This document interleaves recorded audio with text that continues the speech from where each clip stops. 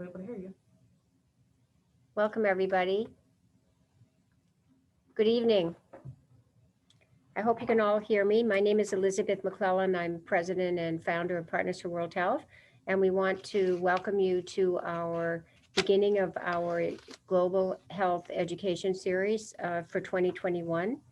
But before I start, I just want to talk a little bit about some of the upcoming events that we're having here at PWH. So we're having tonight, we're going to be listening to Adrian Levesque talking about his program that he's been working on in Guatemala. But in February, we have Dr. Kirchi and Dr. Kardik from both. Dr. Kirchi is from Maine Medical Center, retired pediatric surgeon, and Kardik is a pediatric surgeon over there, and they're going to be talking about surgery in low-income, underdeveloped countries in February. That's February 25th.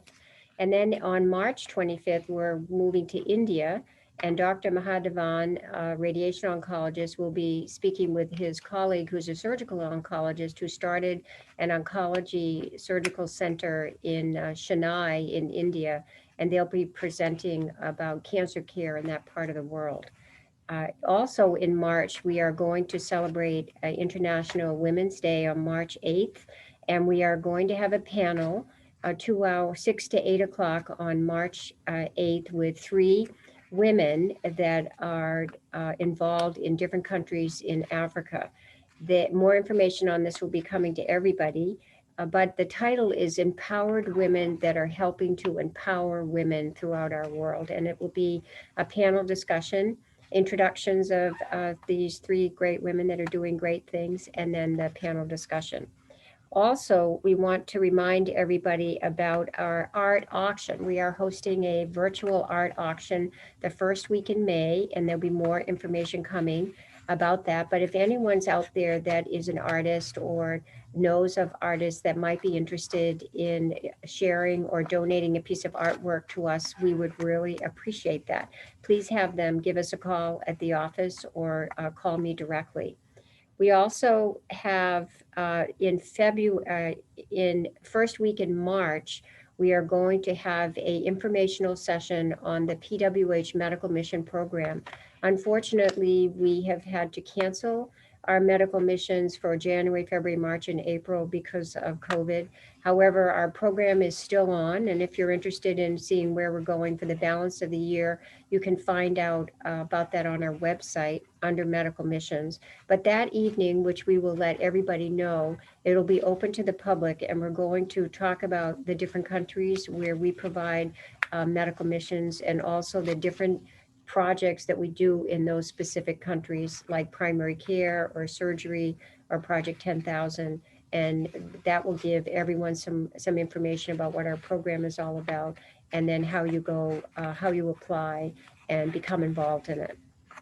Let's see. Oh, another thing, we are in dire need of personal care items like soap and shampoo, and the little pieces of soap and shampoo, because our sewers have been making blue wrap personal care bags out of blue wrap, sewing these up, and then we have a tie, and we've been filling them up with personal care items, and we're running low. So if any of you would like to collect soap or shampoo or any of those things, toothbrushes, small toothpaste, etc., and want to bring them down, we'd really appreciate that. We have nearly given away 1,000 blue wrap personal care bags to almost every state here in New England for different social service agencies, to homeless shelters. Up in Vermont, they gave away 300 bags. So this has been a really great project for people to get involved with, so that we can give back to our community. And we want to thank you for all the sewers out there that were sewing these bags and sewing our masks and sewing our gowns this year, especially all through 2020 as we dealt with the COVID pandemic. And the other thing, that we are always in need of supplies, as you know.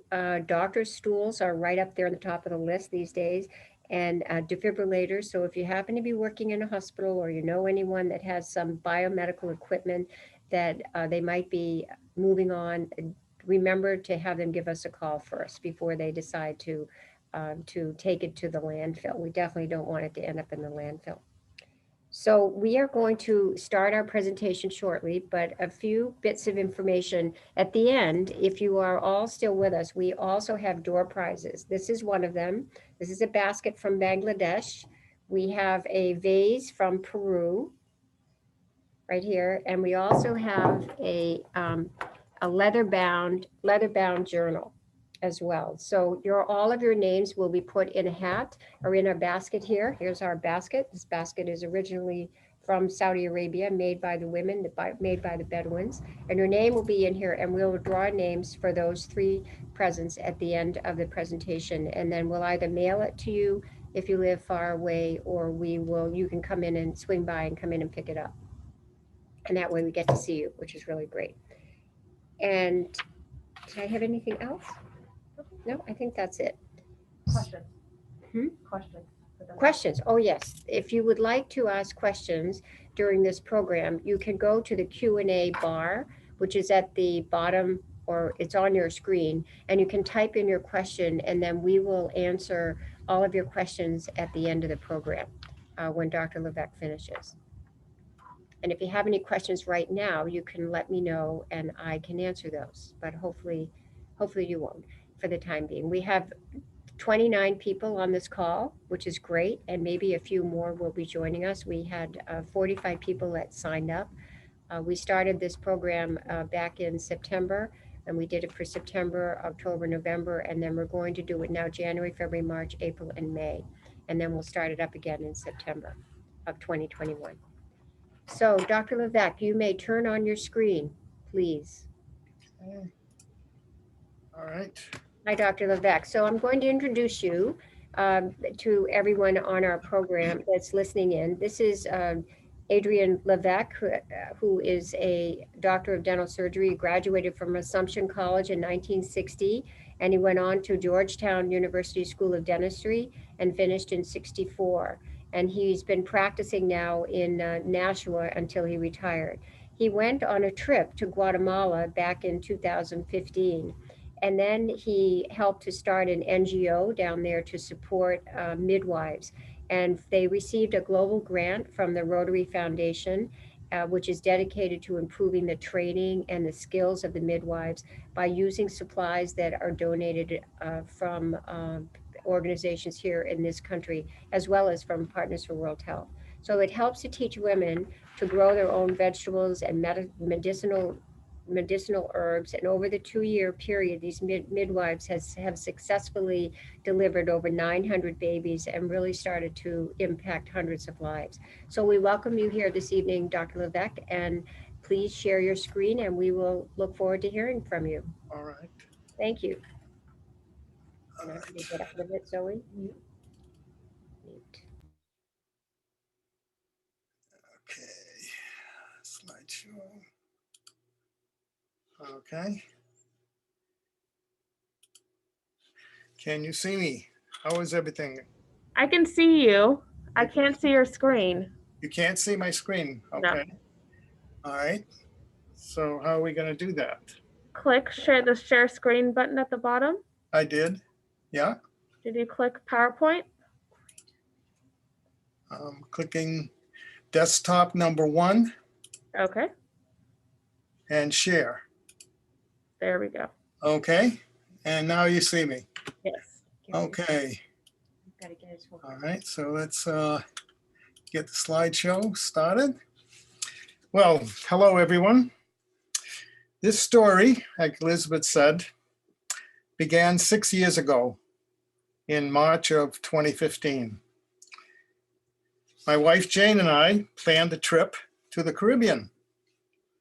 And here we are. Here's our ship. And usually what happens on these trips is you stop at different ports and they have excursions.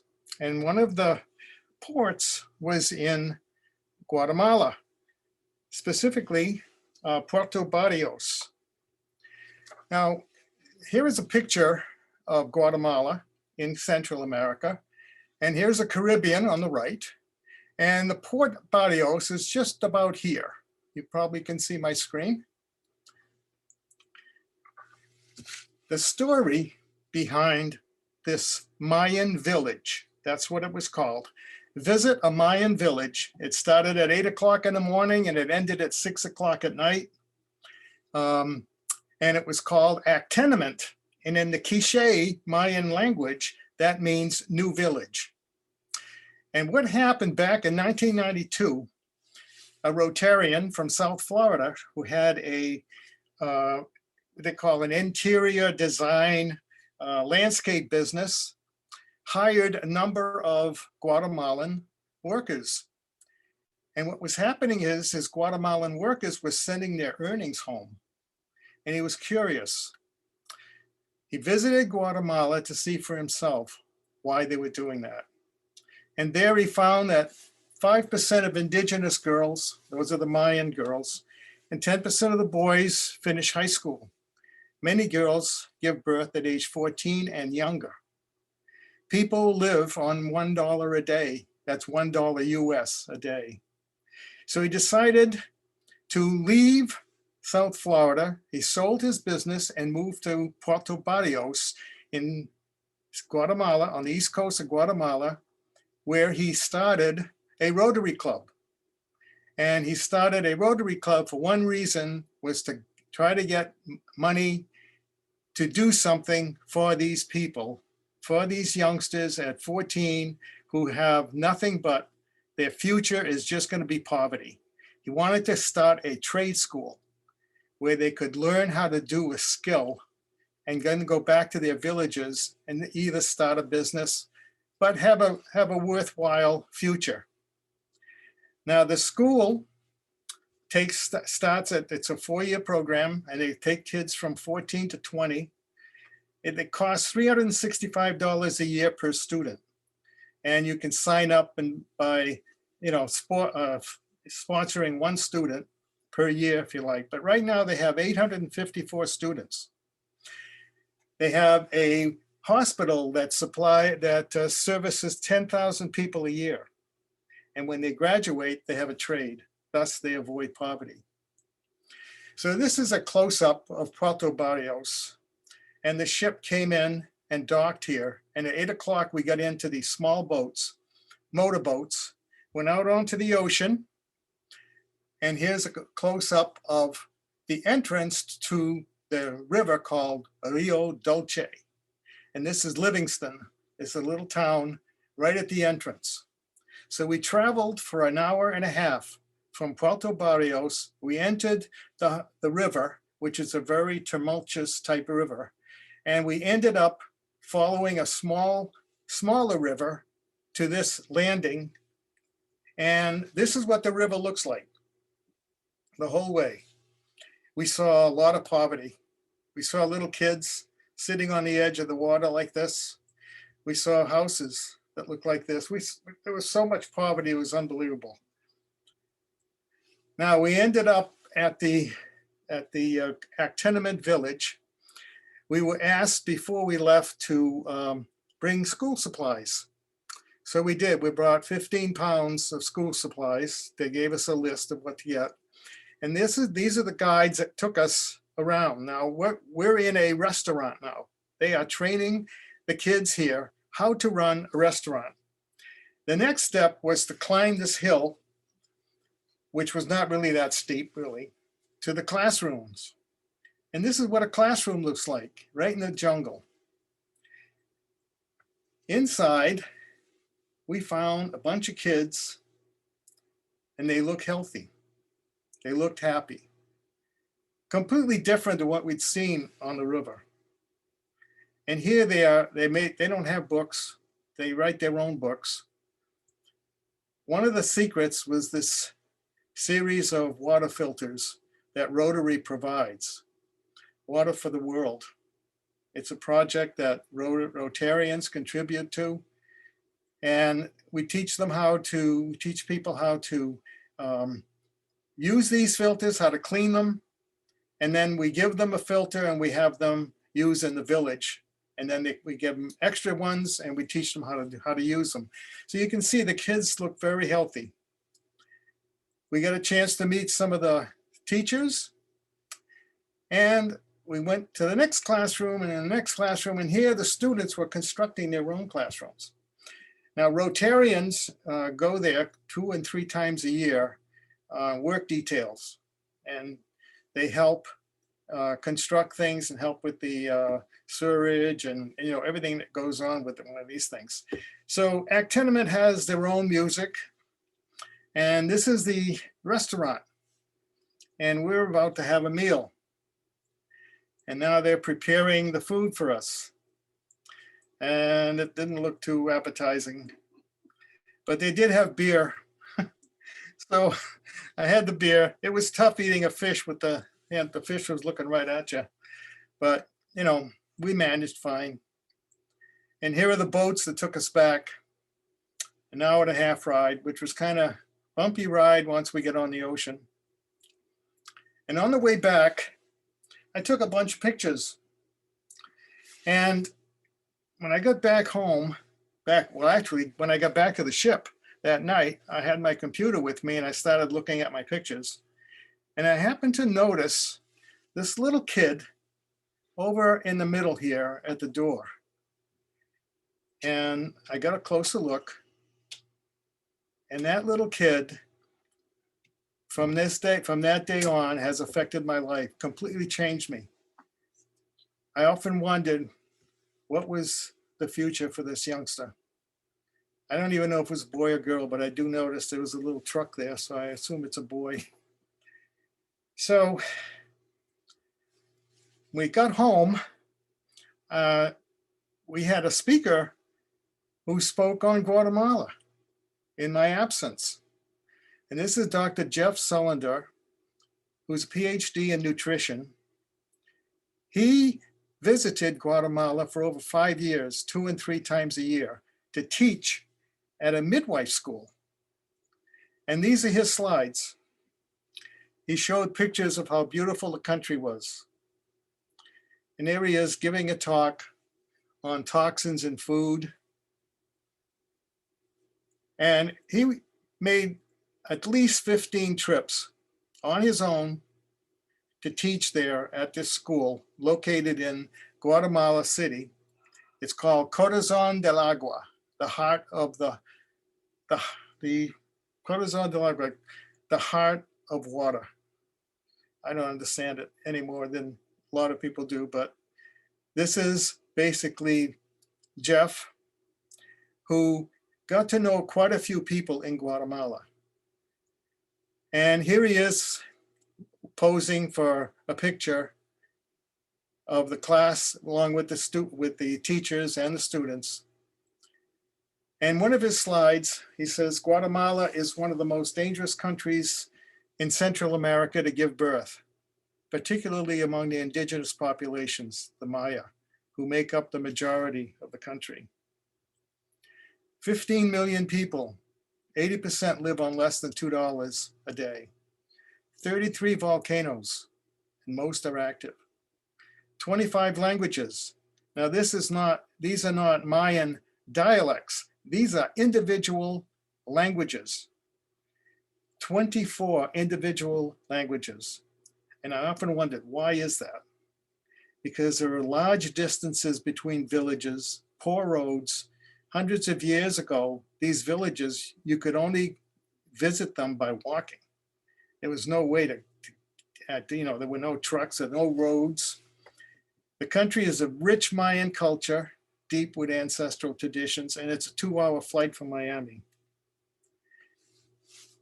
Dr. Sullender goes on to say that in rural areas, Mayan women often refuse to go to health centers for fear of discrimination.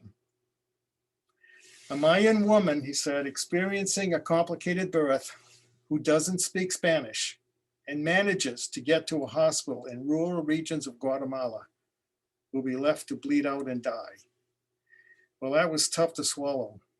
I kind of doubted that, but I had to see for myself. 2 women die needlessly every day giving birth, with hemorrhage being the most common cause of death. And here is a picture of the airport with 3 volcanoes in the distance. This is what the country looks like. Very rugged, very difficult to travel. Now here's a Google Earth picture of where we go to our sessions. This is Chi-Chi on the left and another little village on the right. And to get from the village on the left to the right, it's quite a job. These are very, very steep mountains, and it's all switchbacks. This is a typical road in some of these areas. And that little vehicle up at the top, it's called a tuk-tuk. Very interesting to ride in. It's actually a glorified motorcycle or a tricycle. This is where they live. I saw this. 60% of women deliver at home. And it's not very sanitary. This is a typical upscale house, but inside it's very nice. So they don't want it to look very nice inside because there's a lot of theft, a lot of crime in Guatemala. So we knew about Guatemala, learned about Guatemala, and Dr. Marino on the left, his wife, they're both, this is his wife, Lynn, they're both Rotarians, and myself, we decided we had to do something. So for a year, we met weekly at breakfast and along with Dr. Sullender to try to figure out what could we do to turn this thing around in Guatemala. Well, we figured out what to do. We raised $18,000 so we could obtain a Rotary Foundation grant of $72,000. So what we were going to do is this. We were going to hold 5-day roundtable weekends twice a year. The students will arrive on Wednesday and we give them travel vouchers because some of these girls travel 12 hours on a chicken bus to get to the location. And they traveled back. We paid for their hotel and meals. Some of these girls had never been in a hotel. They had no idea that the hotel rooms had bathrooms. They were just totally, they thought they were in heaven. And these were just, pretty nice. They were clean hotels. We provided them with meals from Wednesday to Monday. We paid stipends for the presenters, teachers that we hired. The students traveled home on Monday, but they kept in touch online with a website. And we provided diagnostic tools, and we went there and put the stuff in check bags so we could get through customs. And we figured it cost about $10,000 to $12,000 USD per event, 2 per year, May and October. So we found that there were 3 schools. Not only the school that you see on the left, in the lower left there, that was Jeff with the girls from Corazon del Agua. And Corazon del Agua is affiliated with Galileo University. They have 9 students right now. University Pan America has 40 students, and they're way up in Barelas, which is a very dangerous area. And Da Vinci University in Huehue, they have 65 students. Now, in order to start and get our grant, Rotary expected us to start a cooperative association, an NGO, in Guatemala to act as a support organization for the students and the graduate midwives. So we have websites for members to keep in touch, and also we get additional funds from donations. And we also have asoparpro.org, which has all of the paperwork that we gave them over the years, so that if they needed to look something up, they could go online and they could look things up, so that they wouldn't have to, if they lose their notes or whatever. So here is Guatemala, and the girls came from different areas. So people ask me, why didn't you do it up in Barelas where there were a lot of girls? Well, Barelas is a very dangerous place to be. So we didn't want to have to worry about the girls. Chi-Chi Castanango right here is 4.5-hour auto ride from Guatemala City. And it's all through mountainous roads. And we made this trip many times. So by giving the girls stipends for travel, they would then, like this girl up here, it took her 12 hours. Some of these took longer than that to get to, we're up to Chichi. Chichi seemed to be a better location for everybody, and it's a safe town, and there's not much poverty there. So Galileo University is supported by Every Mother Counts. And I'll talk about that in a little bit. University Pan America, UPANA, is supported by the government, and the girls have to earn part of the tuition. Same thing with Da Vinci University. But Da Vinci has one extra thing. It also has a nursing program to go along with the program of Pateras, which is midwife. So here is it's a 3-year program. It leads to a technical degree. And the grant provides continuing education, access to and training, and the use of diagnostic tools. The objective is saving mothers and children's lives. This is Christy Turlington Burns. She's a model, very famous model. And she started Every Mother Counts. It's an organization that supports midwives worldwide. So you get a technical degree after 3 years. What do you have to look forward to? Well, the government puts holdings on how much you can receive for a prenatal exam. 10 quetzales, which is equivalent to about $1.67 US. To monitor an entire pregnancy, including birth and follow-up for a week or so, 500 quetzales, $66 US. If you work in a clinic or a pharmacy or a hospital, you get minimum wage. That's going to change. Some of our friends are in the Ministry of Health. They just took over last year. The new government started in January of 2019, and this is going to change. They're going to get a little more better compensation. Now, you can't do this alone. You can't do this with the Rotary Club, because our host club in Guatemala is a necessary tool. They take care of the finances and reimburse these people. Now, the person on the left, her name is Ana Patricia Frankie Zamora. We call her Pati for short. Her husband, Oscar, the next person over, Oscar Adolfo Martinez Rodas. This man had a story to tell, and I'll tell him in a minute. And of course, there's Dr. Sullender, who assists us, and one of the midwife girls. Now, the way they spell their names, work their names, is Ana Patricia. It's Anna is her first name. Patricia is her middle name.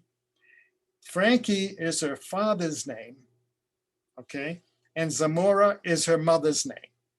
So there are 4 names in a person.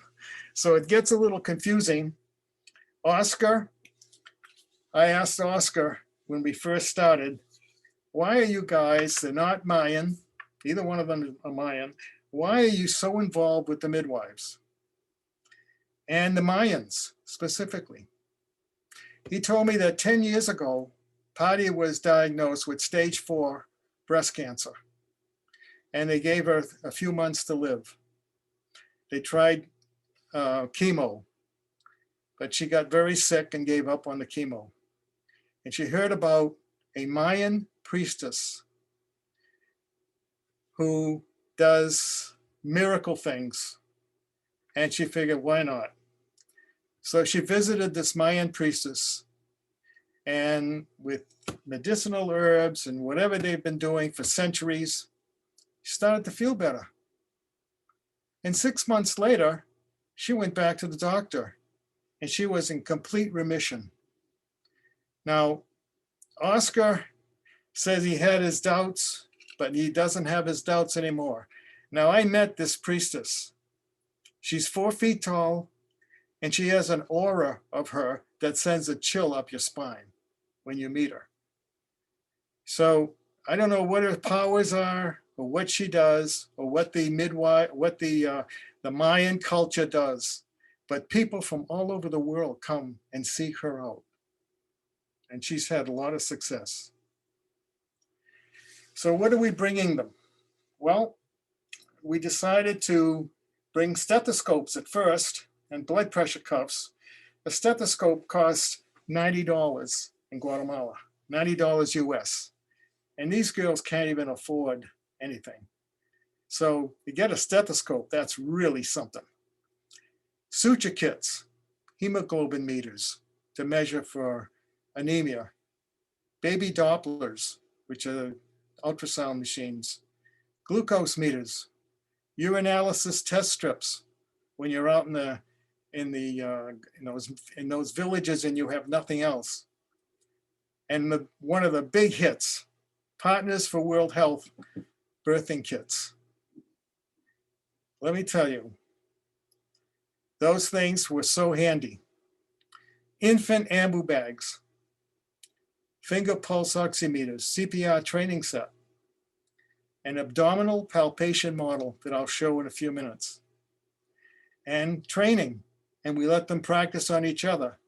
And most of all, we give them respect for their Mayan traditions. We have to try not to fall into the trap that we are better than these people. They, the Maya, have been around for a long time, centuries. They have evolved an art of healing that is mostly ignored by Western medicine. A way of giving birth, for example, does not require a special table with stirrups. They use medicinal herbs for a variety of illnesses that seem to work. They seem to get results with this stuff. Our program is to give them some of our diagnostic tools along with training and allow them to merge these tools into their art of healing. An example is the art of suturing. We provided them with suture kits and training because hemorrhage is one of the biggest causes of maternal mortality. So our first clinical roundtable weekend was held on November 24th, 2017 in the city of Antigua, Guatemala, which is about 50 miles west of Guatemala City. This was not a very elaborate one. This was mostly a discussion group with a number of people telling their stories, telling their experiences. And it was in a very nice hotel. We got to meet the girls. We got to understand their needs. And of course, we gave them the stethoscopes. And there's Jeff. And a lot of these girls keep coming to all of our sessions. But at the end of the session, we present them with a diploma. It gives them something to brag about. It gives them something, you know, we tell them that we respect the fact that they're Mayans, they're midwives, and they help people. This is Greg. Greg is my counterpart at the Rotary Club that's called Ciudad de Guatemala, or City of Guatemala. It's the oldest Rotary Club in Guatemala, and they have acted as our host club for this project. And before they go home, we pose for pictures, and you can see some of the items that we gave them. And we provided them with bags so they get on the chicken buses so that they can go home and all their stuff is together. At the second session, we decided to try Guatemala City because it was less expensive. And what you see there are capsule machines. We provided each girl with a capsule machine and with a whole supply of medicinal herbs. And they do with the capsule machines, they actually make capsules. Then they sell these capsules to make money. It's one of their only ways of getting money. And this is what the abdominal palpation birth delivery model is. It's quite interesting. I had a trouble getting through customs with this thing because of that skeleton, but You see there, this is a teacher on the left. That is Carolina. And this is Gabriel in the middle. He's a Rotarian who came down to visit us. And Dora Marie on the right is one of the midwives who's been to every single one of our sessions. Now, hemoglobin meter. This is Oscar. Oscar speaks 3 or 4 languages, but he speaks English very well. He developed a program that is used by some of the banks around New England. It's called Riverbed. And that's what he did. That's his business. So his business of dealing with foreign countries came in very handy about 3 weeks ago. So we test for anemia with these hemoglobin meters. And the reason is that the mother's at risk of going into shock when delivering if she's very anemic. So they try to build her up with iron deficiency tablets. And here they are, the girls are practicing on themselves. And this is the palpation model again, showing there are 6 different positions a baby can be in when they're born. So this was very handy because the teacher told me that she was using a basket with the bottom cut out to demonstrate how to do this, but this made it more real. Now, when they got home in Barillas, these girls were demonstrating the use of this model with other girls from the school. This is Upana University. And here they are showing how to find the position of the head. I learned how to do that. And I can actually tell you where the head and the feet are on a pregnant woman. It was very important information that I needed to know. So some of the things that happened in Guatemala when we were there. This is La Reunion Resort in April of 2018. The mountain in the back, the volcano, is called Fuego. It's fire. Fuego erupted in April of 2018. And there's a village on the left-hand side, and a village was evacuated. But the volcano didn't get any further than this, and it soon quieted down. So when the people returned to their villages, they found they had been ransacked and a lot of things were stolen.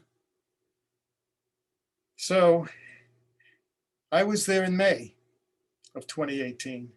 On June 2nd, this is what happened to La Reunion Resort. And the people in the village on the upper left-hand side, that's where the village was. They didn't leave, they didn't evacuate this time because they figured it was just another false alarm. And 250 people lost their lives. Now that ash is 1,500 degrees and it's about 8 to 10 feet deep. So this is what they have to put up with. Our third roundtable weekend, we decided we'd go to Chi-Chi. That's where Patty and Oscar, and it's a much safer place. The girls can wear their uniforms. Each village that they come from has a separate style of clothes, and they make their own clothes.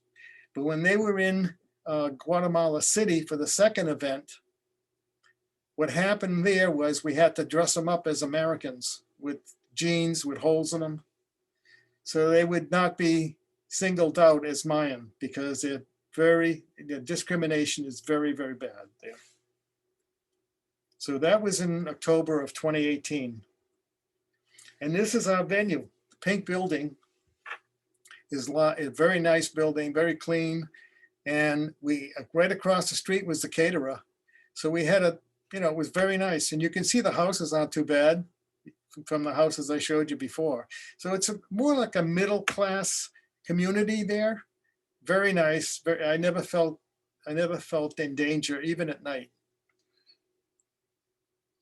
Now, here is Carolina, the teacher, along with Dora Marie, teaching these 2 Rotarians the 6 different positions the baby can be. So That's how interested they were. They always came, the Rotarians always came on the Saturday, even though some of them had to drive 4.5 miles, 4.5 hours each way to get there. So we gave them stethoscopes and of course the suture kits, very handy. Suture kits were very handy. And here is suture, here are the two of the girls from Upana doing suture practice on beef steaks. Very handy, very important. So so here's a group picture. Gabrielle on the left is a Rotarian. Greg is on the right. You see Jeff is up in the middle. Pati is to his right. Now, Nashville High South has an Interact Club. Interact Club is kind of like a Rotary club for high school kids. And what they do basically is they raise money and they do something good for the community. Well, what they did is they raised $1,250, gave us a check for $1,250 so we could buy baby Dopplers for the girls.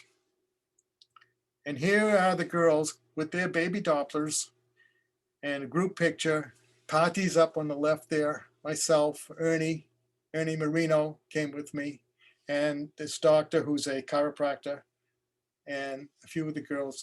Most of these girls have been with us for the whole period. They keep coming back, although we have picking up these 2 new schools. And urinalysis test strips, can bring those down. Those are very handy. We gave them out, and then we had them practice on each other. And I thought this was going to be a real mess, but the girls did a very good job. They tested themselves. There were 10 different things they could test for. So this worked out very well. And then we also brought them glucose monitoring kits and the birthing kits. Right at the bottom there, the surgical instrument packet, very, very handy. I mean, if you think about it, I gave away 25 at one of the sessions, and they got used up the next week. Just think of that blanket down there, and you remember the houses, how sparse they look and very dirty. And one of the girls sent me a picture. This is Angelina. She sent me a picture of one of the little hats that you find in the kits. So the births in Guatemala. Every time we went to Guatemala, we'd get there, we would leave on a Tuesday. And on Wednesday noon, we always attended the Rotary meeting for our host club. This is the meeting on October 16th, 2019. And he talked about births in Guatemala and about the infants who die. 60% of infants die in the first month. Half of the remaining die before age 5. Mostly malnutrition, contaminated water, and those that survive by age 5 cannot comprehend basic math. Well, I really needed to learn more about this. And this was the problem. Tortrix. They're cheese snap, they're these corn chips. For 50 cents, one bag feeds one child all day. This is what they eat. And this was what the Rotarians were trying to change. Got to do something about feeding these kids, because by the time they're 6, 7, or 8 years old, they can't even do basic math. They can't comprehend it. It's just sad. So nutrition was the next step. We were going to teach them how to grow their own food. Remember, Guatemala has growing season is 12 months. So they can grow a lot of different things, a lot of fruits and vegetables. They just don't have access to or the knowledge. But they can grow corn, and there's tons of corn everywhere you look. So for free, you can get pellets from manufacturers that they throw out. And then because they have Home Depots there, you can buy the plastic bags, to line these things. And then we taught them how to mix the gravel with the loam. And the Rotarians from another Rotary club provided the fertilizer. And when they were finished, they had a nice little garden that you could set up at home and just cover it with clear plastic. And now you have a little greenhouse. And the reason they want to put a cover over it is they don't want rain. It rains there a lot. And especially during the rainy season, they don't want the rain to destroy the crops. They just want to have a drip technique that just so much water and the food will grow. And they have medicinal herbs in there that they can, put together with their capsule machines, and they dry the materials and they sell it. We also brought CPR to Guatemala. We hired these guys, the EMCs, to give some training, and they were training the adults. And one of the things they asked for were the ambu bags for the infants. So we got them a bunch of ambu bags, taught them how to use it. So how do we measure success? We do it, number one, by giving them a questionnaire to fill out. The Rotary wants us to answer these questions. How many gynecological exams were done between November of 2017 and the last meeting we had, which is October 2019? So we did over almost 5,000 exams. And the girls delivered 909 babies. And out of those exams, 619 were compromised. They found problems with the mothers that needed to be seen by a hospital or a clinic. 396 went to the hospital. Why? Because maybe they knew Spanish. But 223 would not go. So the girls accompanied them to the hospital and advocated for them so that they wouldn't be left to die on a table. Sad but true, this happens. So our roundtable weekends, we did Antigua, the first one, Guatemala City, the second one, and Chichi, the last three. The May 2020 was canceled because of COVID. October canceled. And we just had the January 6th one canceled 2 weeks ago. Now, girls, one of the girls sent me this. This was done by the government from January to November of 2020. And they had 54,422 babies born. 52,942 of the pregnant women, the mothers, were between the age of 15 and 19. And 1,480 of the mothers were between the age of 10 and 14. Now, I sent this to Angelina, who was in the nursing school there, and I asked her if this was true. And she said yes. She's following a 14-year-old right now who's about to give birth any minute. And she was telling me that the situation with the COVID is so bad that the mothers are having their babies on the street and leaving them and walking away because they can't afford to raise them. So we had some special midwives here. The one in the center here, below, right here, this is Angelina. She's the leader. She got these 6 girls, to accompany her to a village that is inaccessible for 6 months because of the rainy season. They had to hike 4 hours to get to this village. They spent a week there teaching the midwives and teaching the pregnant women about nutrition and how to deliver babies, whatever. This particular village has the highest maternal death rate in all of Guatemala. So she decided she was going to do something about it. On her own, she went out and got those girls to go with her. So we presented these 5 girls, actually they were just 5, with a certificate, and in the bags that you see there, we gave them each a hemoglobin meter. Those were $250 a piece. This is daughter Marie.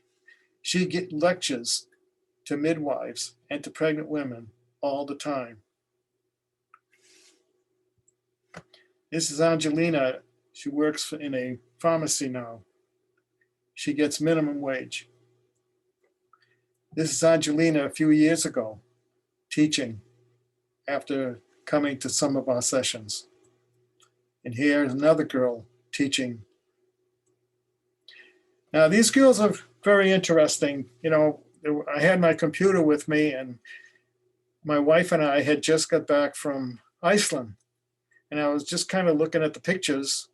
And before you know it, I had a crowd observing. Now, none of these girls are ever going to go to Iceland. If they do, it's going to be a miracle. But they had no idea there was such a beautiful place. So we went through all the pictures.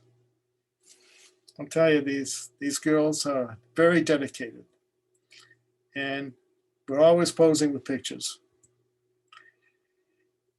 Now, this is ASOPAR. This is the group that we started. It's an NGO. I'm going to end with this. I'm going to tell you a story. Back in July of 2019, I was getting ready to go for the weekend. It was a Friday.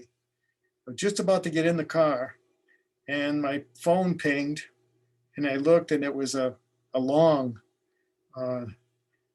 text by one of the girls. So I don't speak Spanish. I don't understand Spanish. I have to run to my computer and turn on Google Translate. I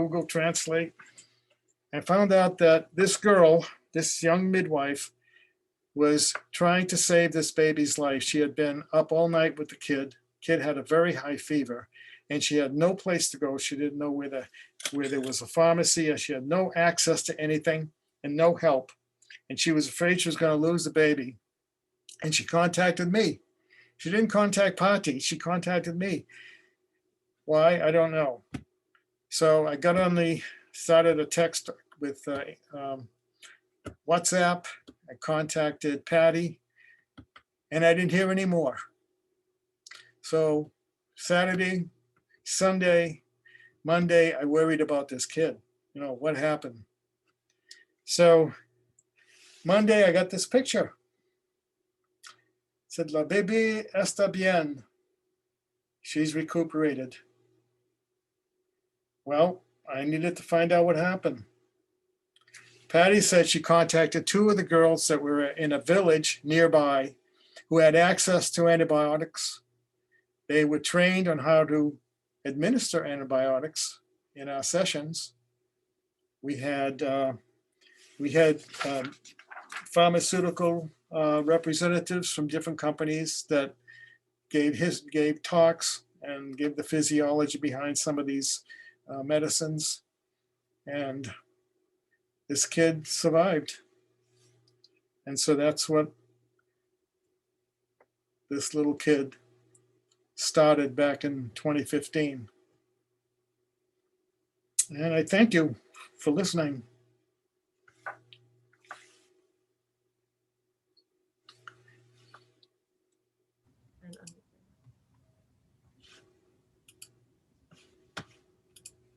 Where am I? You can talk. Dr. Levesque, thank you very much. Thank you. Are there any questions?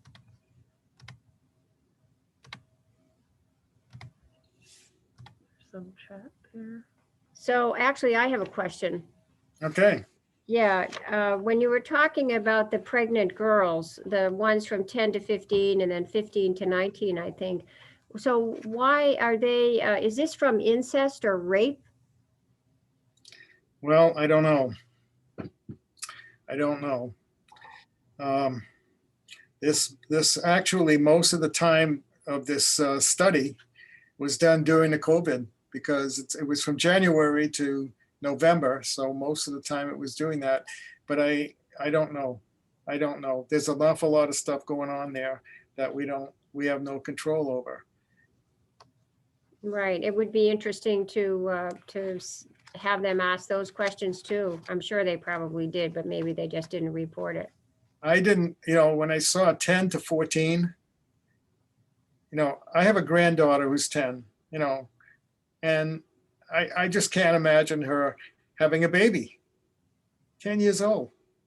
It's over 1,400 of them. And, when I sent this to Angelina and I said, is this true? She says, yeah, it's true. It's pretty bad. But when they're dropping their babies on the street, that's sad too.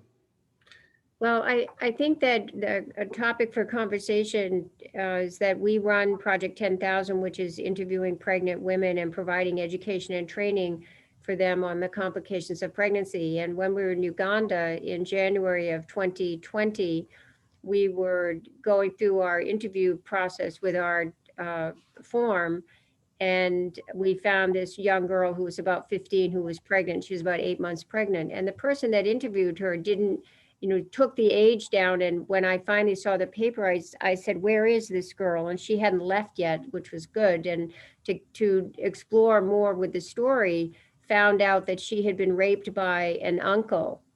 And the father found out about it, and the father pursued arrest of the uncle, and that this man was now in prison for rape. And of course, now what happens with that, and it's the same with these young girls that you're talking about, they don't go to school. They have to, somebody's got to stay home and take care of the baby if they keep the baby, or the baby dies, or the baby's left on the street or left at an orphanage someplace for somebody else to care for. So it's a real impact in the education of women, education of girls, the education of women, because they don't go to school, they don't get a good job. And so it's the whole sociology of the family and the continuing to keep people in poverty. So it's very interesting to try to find out those statistics. And that's what we're trying to do with Project 10,000, is to really find out. In this girl's situation, we were able to refer her on to a social service agency. And when she delivered her baby, and the whole concept of adoption was explained to her, and she was able to have her baby adopted. So big challenges out there, that when people are so overwhelmed because of just the conditions of living, like what you experienced, what you were doing for them in Guatemala, it's so hard to find some of those answers sometimes. It's really a challenge. I know. And women are treated like cattle. A woman can't, for example, testify against a man in the Guatemalan courts. Woman has no talk, no say in anything. And one of the girls was telling me that her mother was killed by her father. They got into an argument on a street corner, and he pushed her in front of a rolling bus, a moving bus, and killed her. And people all around had witnessed it, but he got away with it because there were only women around there who saw it. Right. Isn't that amazing? I mean, that culture has to change, but we're looking at it from our, rose-colored glasses, I guess. So we have a few other questions here from Sure. some people. So Laura Parson is asking, how old are the midwife students and how do they find out about the trainings? They're about 18 years old. They have to have a grammar school education, eighth grade, and a midwife has to sponsor her. So a regular midwife would sponsor her. And then the girl has to raise money for school on her own. Some of the school is about half of the tuition is subsidized by the government. Every mother counts, paid 100% for the girls in Corazon del Agua. Yes, and Dr. Kirchi mentioned that in his question. He's wondering if there was government support for medical support. So they provide the funding for the education for these young girls to become midwives? Yes, they do. They do subsidize, yes. And the new government, like I mentioned, started in January last year, 2020. And we have friends who are on the Ministry of Health, and they're making some changes. so that they get, paid a little bit more than minimum wage for, delivering a baby and following a woman for 9 months and, you know, and beyond, and teaching nutrition and all this. So things are changing in that regard. A few other questions, Dr. Levesque. Dennis Lever, who's actually traveled with Partners for World Health, asks, have you had success sharing your story here in the US, and have others begun to support your effort by visiting Guatemala with you? No, we haven't had people come with us to Guatemala, no. Except Rotarian, Ernie Marino has accompanied me twice. Jeff Sullender has accompanied me a few times. As far as that goes, people are afraid in a way. I never felt threatened in Guatemala, even outside at night, in the city, or Go ahead. Am I answering the question? Did I get the whole?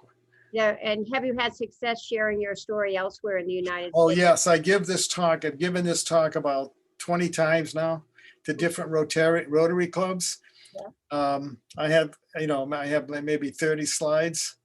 I had 102 slides this time, but yeah, I'm giving another one in the beginning of February to another Rotary club. So Rotary clubs have contributed money to this, and we have an account just for that and it's a National Rotary Charity Fund, and we get money and we put it aside. Now we just mailed a package to Guatemala. It left Nashua November 12th and it arrived last Saturday. And it was supposed to go to the Rotary Club, which is a nonprofit down there, but they failed to renew their nonprofit status. And and they didn't let me know until after the package was in the mail. Okay. So when it got to Miami, I had to get somebody to open the package up and change the address and change the invoice. Mhm. Okay. And the trick is to use an invoice, and you have, it was $2,600 worth of medical supplies. And I totaled it out to $109. And I said it was prepaid.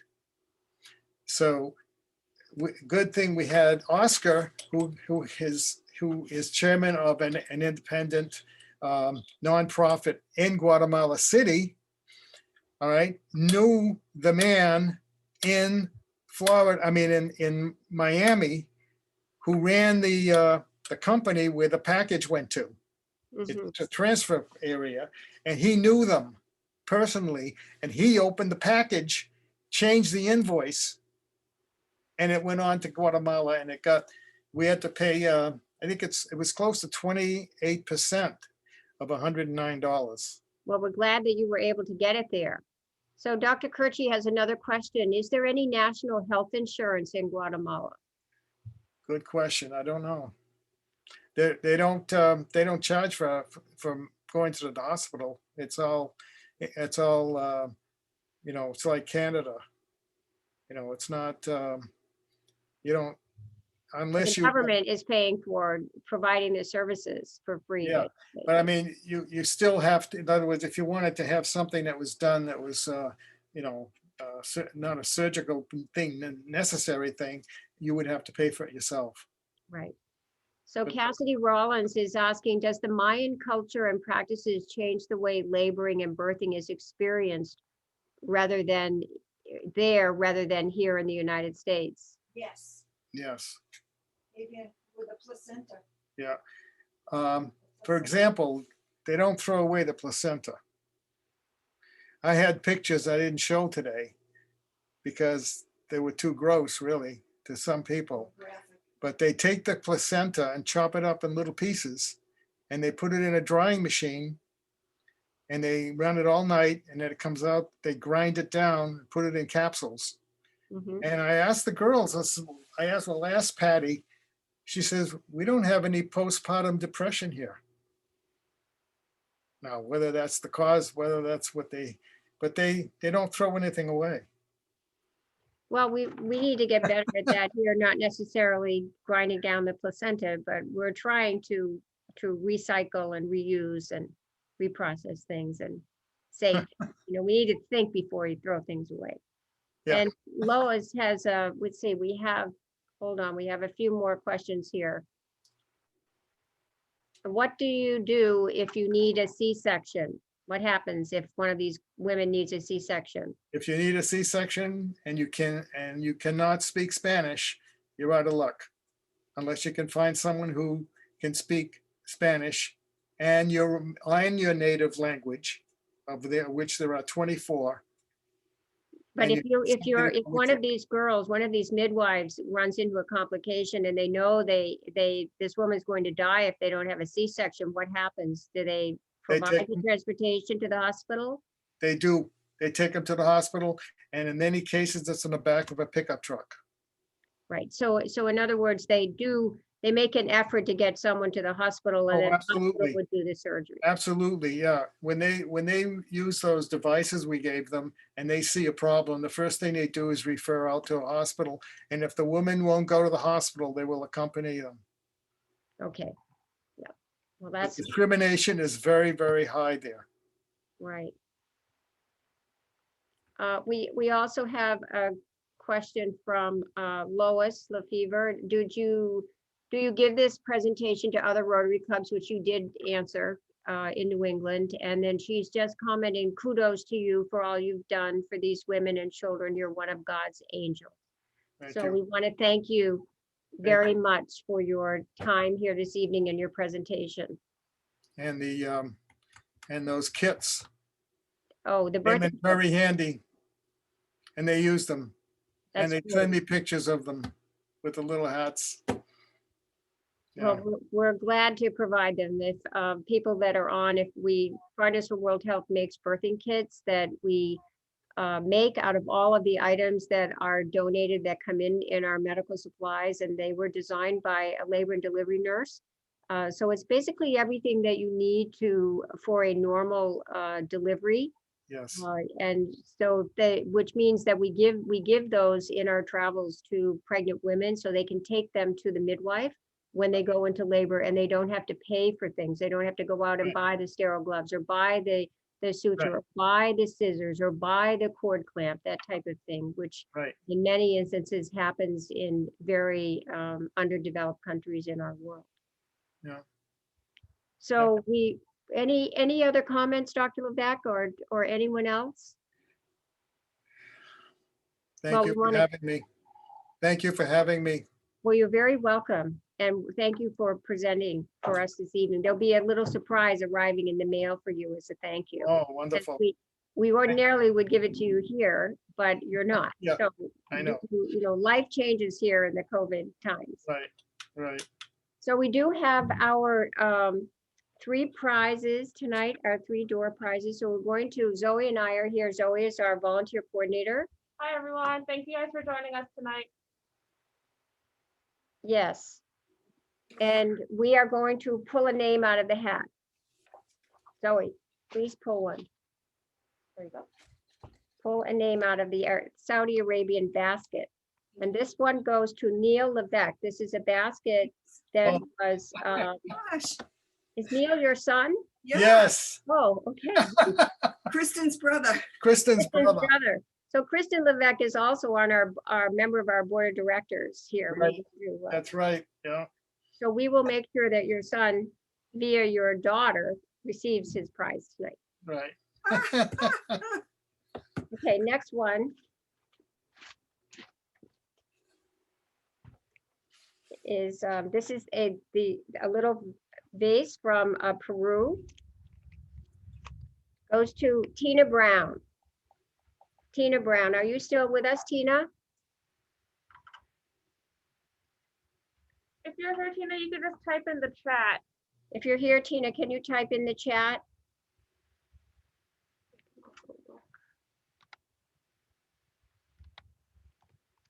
No, she's not. She's not. Okay, we're pulling another name.